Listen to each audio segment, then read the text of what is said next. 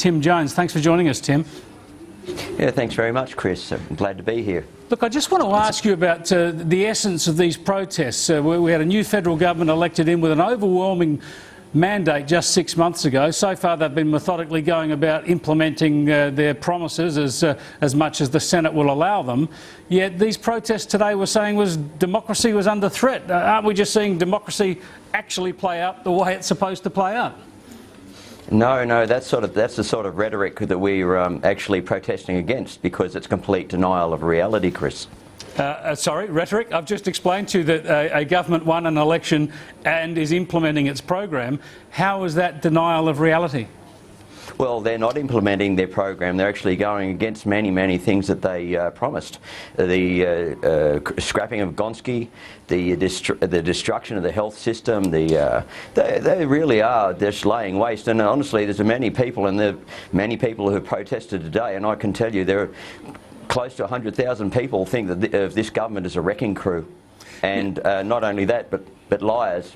Just blatant liars. Well, the Gonski promises, we know what the government's undertaken to do there. We know they promised to stop the boats, and they're stopping the boats at the moment. We know that we're expecting to see budget cuts, but a lot of people in business and elsewhere are arguing that the government needs to cut the budgets savagely, but we're yet to see it, of course. We're waiting for the budget. You seem to have cast a verdict on the budget before you've even seen whether or not the government is going to cut deeply enough or too far. I don't think you listened to me. I don't think you listened to me, because I didn't mention the budget.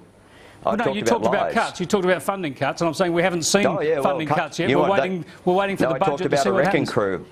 I talked about a wrecking crew. I talked about them destroying the ABC. It's our greatest intellectual national heritage. It's getting rid of the science minister. And honestly, how are they destroying the ABC? Well, look at it, the infiltration. Look how they run scared. The people of Australia aren't fooled by this political rhetoric and all these tricks that are played by the spinmeisters. Honestly, the reason why 100,000 people are out there today, not because they listen to the sort of rhetoric that you're telling me.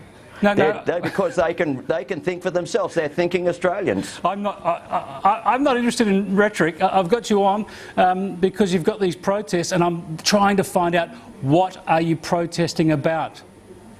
We're protesting about the lies.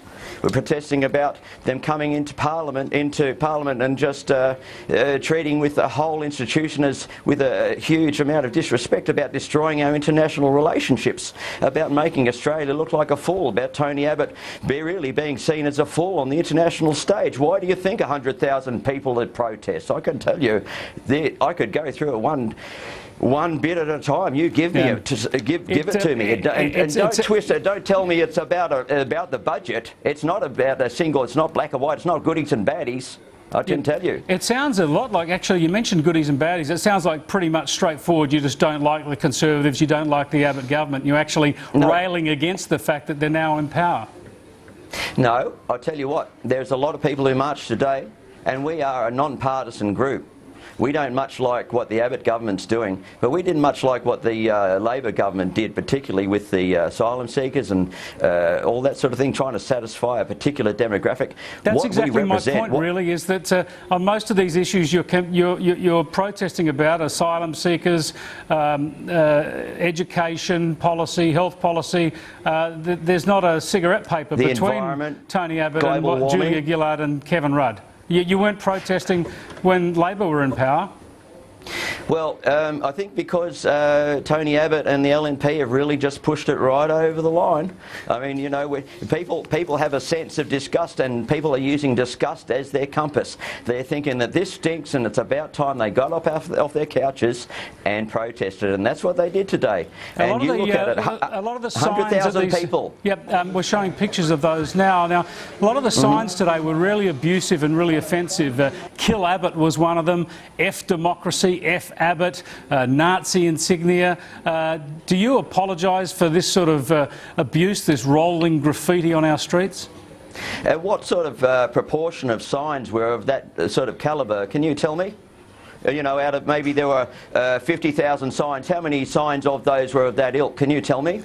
I can tell you 100,000 people marched today, and it was I haven't heard of any police reports. Now, you are planning a march in Canberra tomorrow.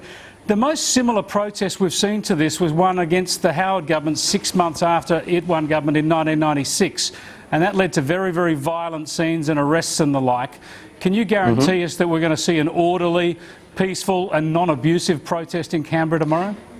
Well, I think I can. After 30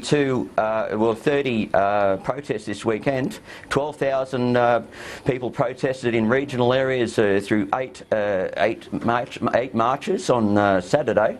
And then today, approximately 100,000 people marched without any incident. And we are very sensitive to having our name smeared, because anybody who does that undermines the thinking Australians who have marched today, people who consider things and don't believe propaganda that comes from Tony Abbott or Peter Credlin. I mean, this has been the most disgusting display of human manipulation we have seen in Australia's history. And I can tell you that Tony Abbott will go down as the worst Prime Minister in our history. That's a very big call 6 months out before he's been able to implement most of his policies. He was asked about your protest today, and here's what he had to say, remembering, of course, it's... Sorry, I've just heard we haven't got that comment, but he was asked about your protest today, and he said the biggest march in Sydney today, of course, was the one about St Patrick's Day, which falls tomorrow. So the thing I'd like to finish with you, Tim Jones, on is you do seem very angry. You're talking about human misery and the like, and the government has failed, but they haven't really implemented much of their program yet. People are waiting to see what they do, especially in the budget. Oh, no, they're not. Do you worry that your protest is so extreme and so lacking in focus, it's just not going to have any effect on politics whatsoever? I think when you bifurcate, when you divide something into black and white, then you oversimplify the human population. And Australia has a human population. They're called citizens, and they consider things in a spectrum. They don't think in black and white. Some people do, but for us, we are all about considering these things and not having our thoughts be reanalysed by someone like you. Honestly, it's just ridiculous. How many people have been sick of this stuff? Really tired. Tim Jones, I appreciate your time for coming in and chatting with us and trying to explain your protest movement to our viewers. Thank you very much. Thanks very much. That was Tim Jones, who's one of the organisers of the March in March. They happened around the country today. They're happening in Canberra tomorrow. Thought we'd try and find out exactly what they're on about. I'm sorry, I'm none the wiser. We'll talk about it further after the break.